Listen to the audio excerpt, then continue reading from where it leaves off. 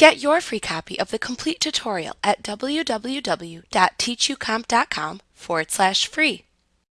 In QuickBooks, you can enter checks directly into the QuickBooks Write Checks window. When you enter a check into this form, you can see address information and easily allocate the check's amount between multiple accounts if necessary at the bottom of the Write Checks window. This form also corresponds to the check entries made in the register for the selected checking account. To write checks in QuickBooks, select Banking, Write Checks from the menu bar to display the Write Checks window. Select the checking account from which the funds will be withdrawn from the bank account drop-down at the top of this window. Next, decide whether you will be printing this check or whether you will simply be recording a check or other electronic withdrawal transaction.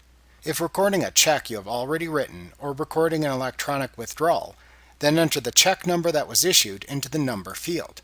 You can enter your own code for checking withdrawal transactions that lack a code, like an ATM withdrawal, for example.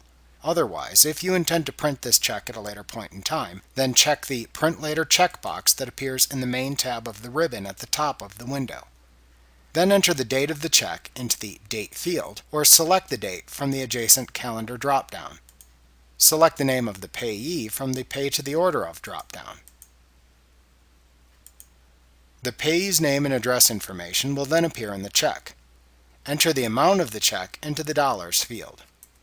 When creating checks not related to the purchase of inventory items, you assign the amount of the check to one or more accounts in your company's chart of accounts by using the Expenses tab in the lower section of the window. To do this, select the first account to which you want to attribute the check amount from the first row in the account column. QuickBooks will attribute the entire check amount to that account as shown in the Amount column. To split the total check amount to multiple accounts, simply change the amount shown in the Amount column to indicate how much of the total check amount to attribute to the selected account.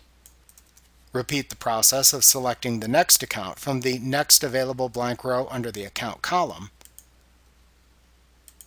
and entering the amount to attribute to that account into the adjacent Amount column until you have distributed the entire check amount to the appropriate accounts.